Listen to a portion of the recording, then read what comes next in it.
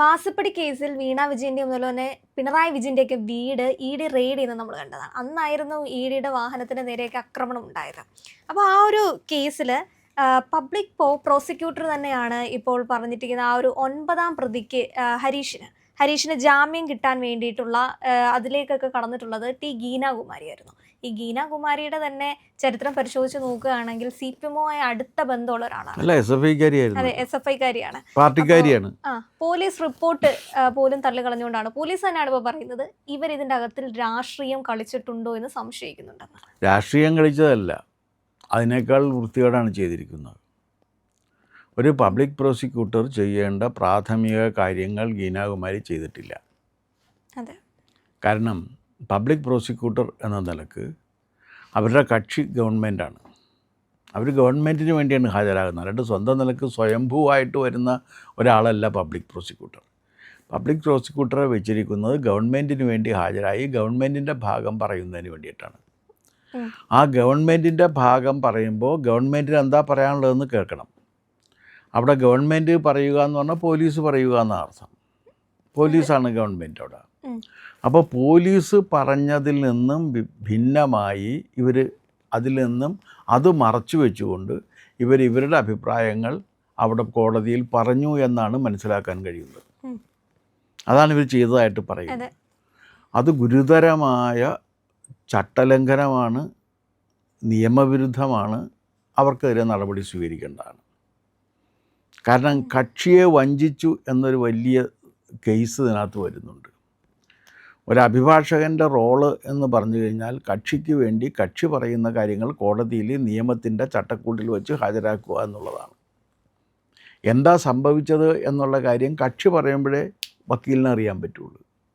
അല്ലാതെ വക്കീലിന് വേറെ ഇതറിയുന്ന ദിവ്യദൃഷ്ടിയൊന്നുമില്ല. കക്ഷി പറയുന്ന കാര്യങ്ങൾ മുഴുവൻ കേട്ടിട്ട് കക്ഷി പറഞ്ഞ കാര്യങ്ങളെ നിയമത്തിൻ്റെ ചട്ടക്കൂട്ടിൽ ഒതുക്കി കോടതിയിൽ അവതരിപ്പിക്കണം. ഇതാണൊരു വക്കീൽ ചെയ്യേണ്ട കാര്യം. അതിനാണ് വക്കീൽ ഫീസ് കൊടുക്കുന്നത്. ഫീസ് കൊടുത്ത് അവരെ നിർത്തുകയാണ് ഇത് പറയാൻ വേണ്ടിയിട്ട്. അപ്പോൾ ആ സാഹചര്യത്തിൽ ഇവർ ചെയ്യേണ്ടിയിരുന്നത് എന്താണ്? പോലീസ് എന്താണോ പറഞ്ഞത് ആ കാര്യങ്ങൾ കോടതിയെ കൃത്യമായി ബോധ്യപ്പെടുത്തി അറസ്റ്റ് അവരുടെ ജാമ്യം തടയാണ് വേണ്ടത്. അതിന് പകരം ഇവരെന്താ ചെയ്തത്? ജാമ്യം കൊടുത്താൽ ഒരു കുഴപ്പമില്ല, ഇനി അവരെ പോലീസ് കസ്റ്റഡിയിലോ ജയിലിലോ സൂക്ഷിക്കേണ്ടതില്ല എന്നാണ് തങ്ങളുടെ അഭിപ്രായമെന്ന് കോടതിയെ തെറ്റായി ധരിപ്പിച്ചു. അപ്പോൾ അങ്ങനെ പറഞ്ഞപ്പോഴേക്കും പിന്നെ വാദിക്ക് വേണ്ട എന്നുണ്ടെങ്കിൽ പിന്നെ പ്രതിയെ വിടുക എന്നുള്ള നിയമം അനുസരിച്ച് കോടതി വിട്ടു. ഇതാണ് സംഭവിച്ചേക്കണം. ഇത് ഇവരുടെ സന്നദ്ധ വരെ നഷ്ടപ്പെടാവുന്ന വിധത്തിലുള്ള കുറ്റകൃത്യമാണിത്. കാരണം വഞ്ചന നടത്തിയിരിക്കുകയാണ്. ഒരു അഭിഭാഷക ഒരിക്കലും കക്ഷിയെ വഞ്ചിക്കാൻ പാടില്ല. കക്ഷിയെ വഞ്ചിച്ചു കഴിഞ്ഞാൽ അത് തെളിഞ്ഞു കഴിഞ്ഞാൽ സന്നദ്ധ നഷ്ടപ്പെടും. അപ്പോൾ ഇതിൽ ചെയ്യേണ്ട ഒരു കാര്യം എന്താണെന്ന് വെച്ച് കഴിഞ്ഞാൽ ഈ ഗീനാകുമാരിക്കെതിരെ ഇതില്ലേ ബാർ കൗൺസിൽ ഓഫ് ഇന്ത്യക്ക് പരാതി കൊടുക്കണം, കേസ് എടുപ്പിക്കണം. അതാണ് ഒന്നാമത്തെ കാര്യം. രണ്ടാമത്തെ കാര്യം, ഇതിൽ ഗവൺമെൻറ്റിൻ്റെ ഭാഗത്തു നിന്നുള്ളൊരു വീഴ്ചയും കൂടി ഇല്ലേ? കാരണം ഗവൺമെൻറ് അധികാരത്തിലെത്തിയിട്ട് ഇത്ര മാസമായി. സുപ്രധാനമായൊരു കേസാണ് ഇത് നടക്കുന്നത്. കാരണം ED വന്ന് മുഖ്യമന്ത്രിയെ ED ഒന്നും ചെയ്തിട്ടില്ല. മുഖ്യമന്ത്രിയുടെ മകളായ വീണ തൈക്കണ്ടി താമസിക്കുന്ന വീട് ED റെയ്ഡ് ചെയ്യുകയാണ് ചെയ്തത്. ആ വീട്ടിൽ മുഖ്യമന്ത്രി ഉണ്ടായിരുന്നു എന്നുള്ളത് സത്യമാണ്. പക്ഷെ അവർ മുഖ്യമന്ത്രിയോട് യാതൊന്നും ചോദിച്ചില്ല എന്ന് മുൻ മുഖ്യമന്ത്രി തന്നെ പറഞ്ഞിട്ടുണ്ട്, പിണറായി തന്നെ പറഞ്ഞിട്ടുണ്ട്. അപ്പോൾ ആ വീട്ടിൽ കയറി വീണ തായ്ക്കണ്ടി വേറൊരു വ്യക്തിയാണ്. അവർ തന്നെ പറയുന്നതനുസരിച്ച്, പാർട്ടി പറയുന്നതനുസരിച്ച് വേറൊരു വ്യക്തിയാണ്. അവർക്ക് അവരുടെ ഭർത്താവും മക്കളും കുടുംബവും ഉള്ളതാണ്. അവർ താമസിക്കുന്ന വീട്ടിലാണ് ED ചെയ്തിരിക്കുന്നത്. മുഖ്യമന്ത്രിയുടെ വീട്ടിലല്ല. മുഖ്യമന്ത്രി പ്രതിപക്ഷ നേതാവാണെങ്കിൽ ഇപ്പോൾ പ്രതിപക്ഷ നേതാവിൻ്റെ ഔദ്യോഗിക വസതിയിലല്ല പോയിരിക്കുന്നത്. അപ്പോൾ മുഖ്യമന്ത്രി ആയിരുന്ന പിണറായി വിജയൻ എവിടെയുണ്ടെങ്കിലും അവിടെ പോലീസ് ചെന്ന് ഏതെങ്കിലും തരത്തിൽ ആരെയെങ്കിലും ചോദ്യം ചെയ്യുകയാണെങ്കിൽ ഇങ്ങനെ സംഘം ചേർന്ന് ആ അന്വേഷണത്തിന് വേണ്ടി ചെല്ലുന്നവരെ ആക്രമിക്കുന്ന ഒരു നയം മാർക്സിസ്റ്റ് പാർട്ടി സ്വീകരിച്ചിട്ടുണ്ട് എന്നാണ് ഇതിൽ നിന്ന് മനസ്സിലാക്കുന്ന കാര്യം. അല്ലെങ്കിൽ അവിടെ പോകേണ്ട കാര്യമില്ലല്ലോ. അപ്പോൾ അവിടെ ചെന്നിട്ട് എന്താ ചെയ്തതെന്ന് വെച്ച് കഴിഞ്ഞാൽ ഈ എൻഫോഴ്സ്മെൻറ്റ് ഡയറക്ടറേറ്റിലെ ഉദ്യോഗസ്ഥരെ ആക്രമിക്കുകയും അവരെ വധശ്രമം നടത്തുകയും അവരുടെ വാഹനങ്ങൾ തല്ലിപ്പൊളിക്കുകയോ ഒക്കെ ചെയ്തിട്ടുണ്ട്. പബ്ലിക് പ്രോപ്പർട്ടി നശിപ്പിച്ചിട്ടുണ്ട്. ഈ പബ്ലിക് പ്രോപ്പർട്ടി നശിപ്പിച്ച കേസിൽ ജാമ്യം കൊടുക്കണം എന്നുണ്ടെങ്കിൽ തന്നെ ആ പബ്ലിക് പ്രോപ്പർട്ടി എത്രയാണോ പോയിരിക്കുന്നത് അത്രയും പണം അവിടെ കെട്ടിയിട്ടുണ്ടോ എന്ന് എനിക്കറിയില്ല. തിരിച്ച് കെട്ടിക്കൊടുക്കേണ്ട ആവശ്യമുണ്ട്. പക്ഷെ ഇവര് പോലീസ് റിപ്പോർട്ടിനെ പോലും മാറ്റി കളഞ്ഞുകൊണ്ട് പോലീസ് പറയുന്നു കൊടുക്കരുതെന്ന്. പക്ഷേ പബ്ലിക് പ്രോസിക്യൂട്ടർ അവിടെ പോയി പറയുകയാണ് കൊടുക്കണം. അതേ കക്ഷിയെ വഞ്ചിച്ചു. ആ കക്ഷിയെ വഞ്ചിച്ചു എന്നുള്ളതിന് തെളിവാണത്. കക്ഷിയെ വഞ്ചിച്ചു. അപ്പോൾ അവർക്ക് വേണമെങ്കിൽ ഉന്നയിക്കാവുന്നൊരു വാദം എന്താണെന്ന് വെച്ച് കഴിഞ്ഞാൽ, അല്ല അത് ശരിയാണ്, പക്ഷേ വേറൊരു കാര്യം, ഈ കക്ഷി തന്നിരിക്കുന്ന കാര്യം അനുസരിച്ചിട്ട് അതിനകത്ത് എനിക്ക് അത്രേ പറയാൻ പറ്റുമായിരുന്നുള്ളൂ, അതിൽ കൂടുതൽ കാര്യങ്ങളില്ലായിരുന്നു എന്ന് പറയാം. അവിടെയാണ് ഞാൻ ഗവൺമെൻറ്റിനെ സംശയിക്കുന്നത്. പിണറായി വിജയനെ ഒരു കോട്ടം തട്ടുന്ന കാര്യം സംഭവിക്കരുത് എന്ന് താല്പര്യം തീർച്ചയായിട്ടും VD സതീശന് ഉണ്ട് എന്ന് ആരെങ്കിലും പറഞ്ഞാൽ അത് നിഷേധിക്കാൻ കഴിയാത്തതാണ് ഈ സംഭവം. അല്ലെങ്കിൽ ചെയ്യാമല്ലോ. അവിടെ വേറൊരു പബ്ലിക് പ്രോസിക്യൂട്ടർ, സ്പെഷ്യൽ പബ്ലിക് പ്രോസിക്യൂട്ടറൊക്കെ എത്രയോ വക്കീലന്മാരെ വെച്ചിരിക്കുന്നു, എത്രയോ പേരെ വെച്ചിരിക്കുന്നു. ഡയറക്ടർ പബ്ലിക് പ്രോസിക്യൂഷനോട് പറഞ്ഞിട്ട് ഒരാളെ അവിടെ കൊടുക്കണം എന്ന് പറഞ്ഞു കഴിഞ്ഞാൽ കൊടുക്കൂലേ? എന്നിട്ട് എഴുതി കൊടുത്താൽ മതിയല്ലോ. ഡയറക്ടർ പബ്ലിക് പ്രോസിക്യൂഷൻ എഴുതി കൊടുത്താൽ, director general of public prosecution എഴുതി കൊടുത്താൽ മതി, ഞങ്ങളുടെ കേസ് വാദിക്കാൻ വേണ്ടി വരുന്ന ഇന്നാളല്ല ഇന്നാളാണെന്ന് പറഞ്ഞാൽ ഗീനാകുമാരി അവിടെ വെറുതെ ഇരിക്കുള്ളൂ, മറ്റവർ വാദിക്കും.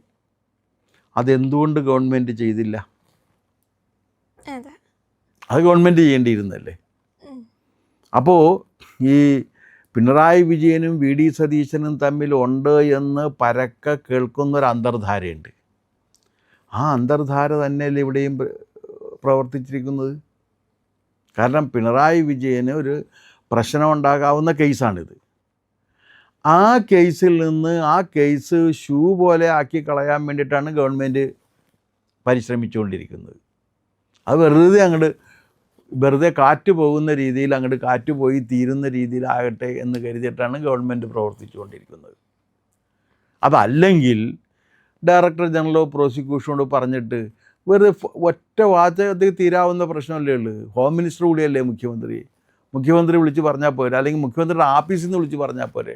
അവിടെ ഗീനാകുമാരി എന്ന് പറഞ്ഞാൽ അവരെ മാറ്റണം, വേറൊരു പബ്ലിക് പ്രോസിക്യൂട്ടർ അവിടെ വെക്കണമെന്ന് പറഞ്ഞാൽ അവരപ്പം കൊടുക്കൂലേ?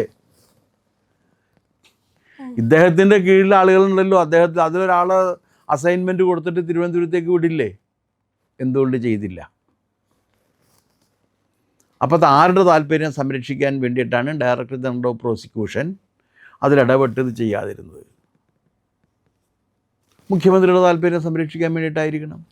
പ്രതി രക്ഷപ്പെട്ടോട്ടെ എന്ന് വിചാരിച്ചു. അല്ല, അങ്ങനെയല്ല. ആ കേസിലെ പ്രതികളൊക്കെ രക്ഷപ്പെടണം എന്ന് ഇപ്പോൾ കേരളം ഭരിച്ചുകൊണ്ടിരിക്കുന്ന കോൺഗ്രസ് ഗവൺമെൻറ്റിന് ആഗ്രഹമുണ്ടെന്നല്ലേ അതിൻ്റെ അർത്ഥം. അവർക്ക് താല്പര്യമുണ്ട്, അതാണ് അതിൻ്റെ കാരണം. അല്ലെങ്കിൽ ഇതിങ്ങനെ ചെയ്യേണ്ട കാര്യമില്ലല്ലോ, എത്രയോ വ്യക്തമായിട്ട് ചെയ്യാം. തീർച്ചയായും ഇവരുടെ പശ്ചാത്തലം നോക്കുമ്പോൾ തന്നെ അറിയാം ഇവർ ഈ പ്രതികൾക്ക് വേണ്ടി. അല്ല, അവർ മറ്റേ ഗീനാകുമാരിയെ പരിചയമില്ലാത്തവരാണോ ഇവർ? അല്ലല്ലോ, അല്ല. പോലീസുകാർക്കറിയാം, ബാക്കി വക്കീലന്മാർക്കറിയാം.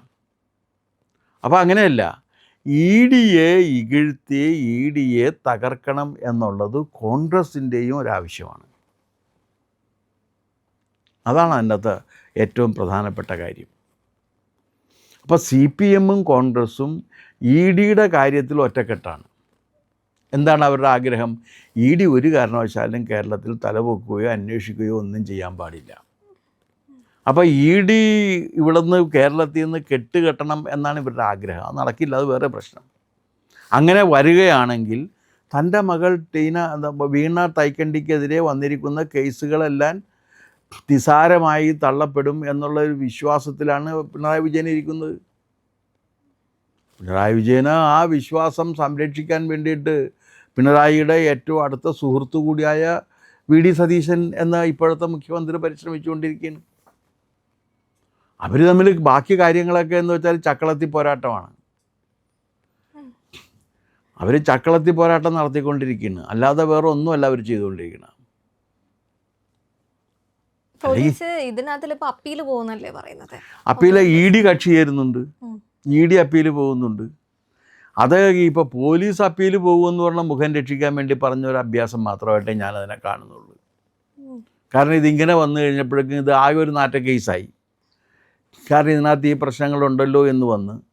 എന്നാൽ അങ്ങനെയല്ല, ഞങ്ങൾ ഇതിനകത്ത് വളരെ ഗൗരവപൂർവ്വം ഇതിനകത്ത് പ്രശ്നങ്ങൾ പരിഹരിക്കുന്നതിന് വേണ്ടി പരിശ്രമിച്ചുകൊണ്ടിരിക്കുന്നവരാണ് എന്ന് വരുത്തുന്നതിന് വേണ്ടി ചെയ്തൊരു കാര്യമായിട്ട് എനിക്ക് തോന്നുന്നുള്ളൂ. ഒരു ആത്മാർത്ഥമായ ഒരു ഇടപെടലായിട്ട് എനിക്ക് തോന്നുന്നില്ല.